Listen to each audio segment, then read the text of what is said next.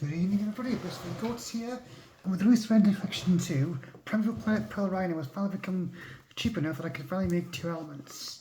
However, I've also really wanted to try out the new lightsworn cards, so today we're going to show you a mix of both decks for maximum amount of mills, maximum amount of summons, and the maximum amount of damage.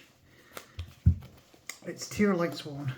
So this is a heavier on the tear than the lightsworn aspect, so let's take a look. Starting things off, we have 3 copies of Rhino Heart, which is our best normal summon in the deck. This card on summon can foolish a tier card. And in addition to this, when he's into the graveyard, you can dump another tier from your hand to bring him back. This is one of the best ways we ever trigger our tier effects for fusion summons. He's also a level 4 water, which gives you access to both the Toad line, as well as some of your level 8 synchros. And backing up, we have 1 Havness, 1 Melee, 1 Shirin. These are all at 1. You can play one. These are all used to shuffle from the graveyard back in the deck for our fusion summons, with Havness also being a hand trap that can do this during the opponent's turn, if the opponent uses an effect. Shirin being able to summon herself without a normal summon, by also pitching a card to your hand for the graveyard setup, and Melee being the one we can get our fusion of the normal summoning.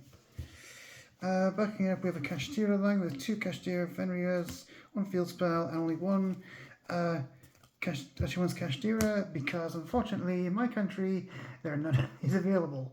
Seriously, there's not one of these on the UK eBay that I could find. So basically what we do have here, this is just search all of these are all just search Kashtira Tearlaments for the most part. This card mills 3 on summon and it mills 2 when we send to the graveyard. In addition to this, Fenrir, as well as being a good searcher, can also banish a card after he uses its effect or when it attacks, making it a good piece of disruption for this deck in the main deck that can't be stopped by something like D-Barrier. And that's it for our tier monsters and assistant monsters. We also have triple perlarino. Finally, this card has been reprinted. It's actually cheap to play. This card on summon lets us add a tier from deck to hand. So you're just going to be Rhino Heart to get our combos going, but if we already have Rhino Heart, it can get us a Havness or a Melee or something like that. In addition to this, it can also pop a card whenever a card is shuffled back into the deck for a fusion summon. It also buffs our monsters. This card just does all you want to do for this deck. And this card's still being at 3, like in the OCG, is why this deck is still pretty good. Also, just look at that art, it's such a nice, I just love the art this field spell. For the tier traps, we have 2 Celiac, and backing up we have double Scream. I wanted to play more with this deck with the Lightsworn engine getting kind of big, so I didn't want to play a deck with that has much only 1-offs at too high a card count. So Scream allows us to mill an additional 3 cards when we play a Tearlament card or a monster onto a ball with a Tearlament, and then it weakens them by 500 points. Also, when it's into the graveyard, it can add this to our hand. Select on the field is an imperm, and when it's in the graveyard, it can be a tutor for any monster. So again, this is the way to get to Rhino Heart. It gives us access to more tier names if we would have Rhino Heart dumped. It's another way to get to tier cash for additional mills. It's one of the best cards in this deck. And running off that, we have 1 Foolish and 1 Rotor to get access to Rhino Heart and Perlarino, and 3 Kings of the Swamp, along with the Ishizu cards to finish off our lineup. The Ishizu cards, when they're in the graveyard, they can shuffle cards back into your deck. So these cards are basically here to recycle our Rhino Hearts, recycle our fusions, or disrupt the opponent's graveyard. And King of the Swamp gives us access to a massive fusion toolbox by being a substitute for 1 fusion material. This gives us access to Kalos without Kick Kalos. It gives us access to the Dark World fusion. It gives us access to Mud Dragon of the Swamps, and a bunch of other really good cards we'll show in a second. Now complementing this lineup, we have the lightsworns, starting with 3 copies of Weiss. Honestly, as someone who played lightsworn a lot back in the day, I would have killed for this card as a kid. What this card basically does is, if you switch summon by putting a lightsworn back on top of your deck, and then milling 2 cards, meaning that this card is never a brick. In addition to this, when it's milled, it gives you back a lightsworn for further advantage. Like I said, this card basically means the wolf sticking in your hand. Problem with lightsworn is now dead, basically. And with it being a tuner, this plus wolf gives you access to the level 8 synchro Minerva. And we have 2 next we have 2 Draglings. I'll be getting a 3rd one next month, hopefully. This card concerns itself with this lightsworn in your graveyard, which will always be in this deck. It then acts as a foolish burial.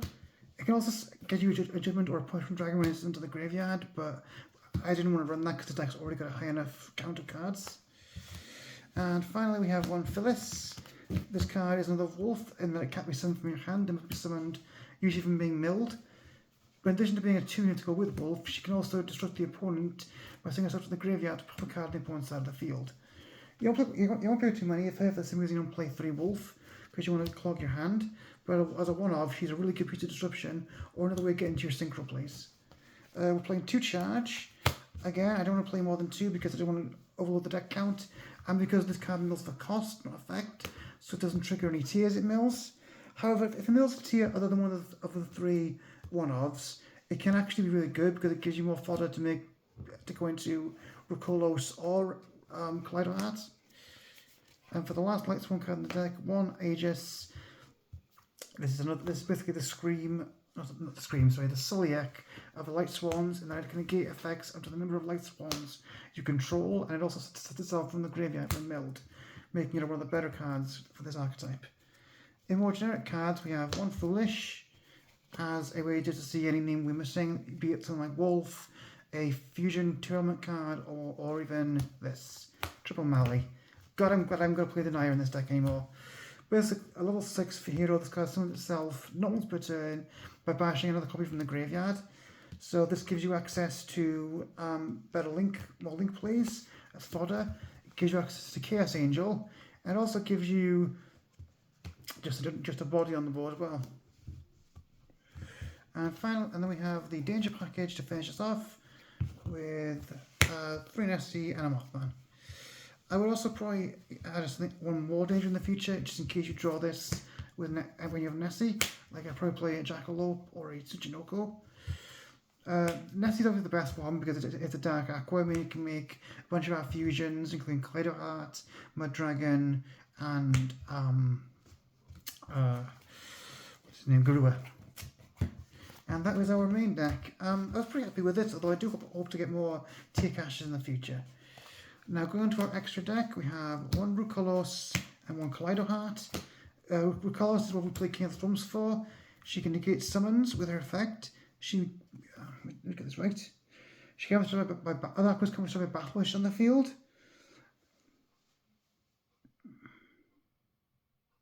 Also, if she's into the graveyard by her effect to negate a summon, she can come right back to the board. Kaleido Heart, on the other hand, it can spin cards back to the deck on summon or when your aquas leave the field. In addition to this, when he's popped, he can come back and then be a Foolish, making him a great combo with our field spell, because you can summon him, trigger the field spell, pop him with the field spell, he'll come right back, you can then mill another tier and get another good fusion onto the board. So yeah, obviously with Kikolos Band, these are the best we have for tier names, which is where we also play a generic toolbox of fusions in Grapha, Garua, Mud Dragon, and Dragon's Tapelia. So Dragon's Tapelia is the one I went to the most today. It is a monster negate. How it works is it gives a monster a counter that brings its level down to 1, and then negates that monster's effects as long as it's on the field. So not only is this card a way to shut down problematic effects, it's also technically a Stygian Dirge against decks like, say, Sprite, for example. Mud Dragon and Garua are the easiest fusions we make, with Garua being a card drawn sent to the graveyard, and Mud Dragon offering protection to monsters of an attribute of your choice that matches its own, which you can then change a quick play effect.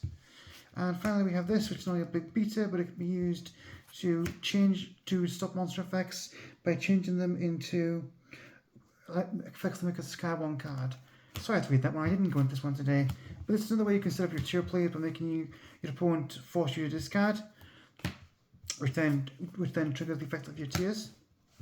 So that was our fusion lineup. Moving on to our links now, we have 1 Cross Sheep. This card with our fusion monsters can bring back level 4 from the graveyard. This means not only can we go into more fusion monsters potentially with things like Rhino Heart, but we can also get back things like Weiss or Wolf to go into our synchro plays. Next we have actually the MVP of tonight for me, Dark the Dark Charmer, which can bring back dark monsters from the graveyard when he's summoned. And I used this tonight against Hero to steal their DPE. I used it against Branded to steal, what did I steal with Branded? Oh, steal their Fall of Elbaz to get one of their monsters off the board. Honestly, this card was really good today, surprisingly so.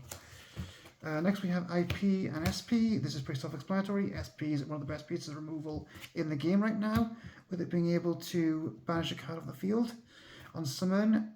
If you make it with an extract monster, and then banish yourself another monster to the end phase, in response to an effect, making it hard to remove and quick play disruption.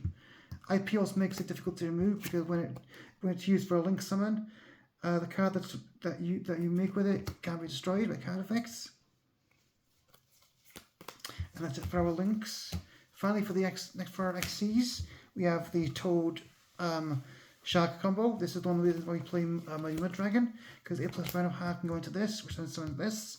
This insulates your board from removal effects. And it also gives you ways of recurring cards like Rhino Heart for future plays in the grind. And then we have one Time Thief Redoer. This card can be made with 2 level 4s, and once per turn you can attach material to banish him if it's a monster under him, draw a card if there's a spell under him, or put a card on the opponent's deck if there's a trap under him.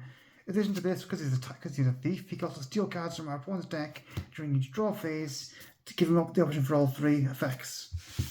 And running up the list, we have 1 Minerva and 1 Chaos Angel. Now Minerva is pretty much our Kit Kalos at home, because not only can she dump lightsworns on summon to give us more field presence for other plays, she also lets us banish up to 4 lightsworns into our graveyard and then mill that many cards. Meaning that not only can we extend our plays with the cards she summons, we can also get a much bigger chance of milling 4 Tearlament monsters, 4 Tearlament cards, or even more if we combine her with Scream. Because if we have a Tearlament on field, we summon her, and then we use Scream's effect. This will mill 3, this will mill 4. That's 7 cards milled just with these 2 cards, almost guaranteeing you a way against your fusions. So that was the main extra deck. To go to the side quickly, we have triple copies of Droplets.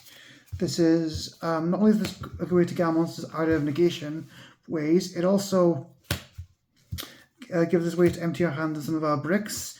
For example, it lets us dump our Ishizu cards or our Malicious, for example. We have 3 evenly matched to if we're going second. Then we have hand traps we can't main in Ash and Imperm. And these last 3 slots, I just put in extra copies of the tier cards, but this could be anything. I haven't decided what I'm going to put here yet. So yeah, this was a really fun deck to play with all those mills. It definitely took me back to my childhood playing Lightsworn. I'm looking forward to experimenting with this deck more in the future. Thank you guys for watching, and thank you for watching my video last night. Next video for the scripted content should be up on Thursday, and I'll see you all then.